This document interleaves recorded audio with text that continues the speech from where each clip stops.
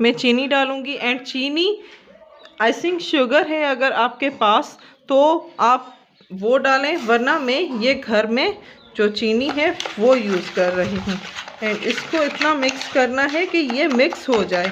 Beater में use करेंगे ये, अगर मिक्स करेंगे आप तो इसमें इतनी टाइमिंग नहीं लगती है, इसमें ज़्यादा टाइम लगेगा आपको।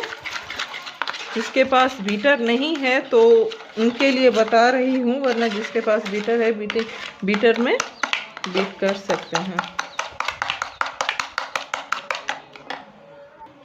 ये देखिए कितनी अच्छी तरह से हमारी चीनी मिक्स हो गई है एंड मेल्ट हो गई है पूरी। अब इसमें मैं डालूँगी मलाई जो ये मैंने घर में निकाली है। थोड़ी सी ही मैंने 2 चम्मच डाले हैं। अगर आप चाहें तो इसको मक्खन की जगह ये डाल सकते हैं, वरना मक्खन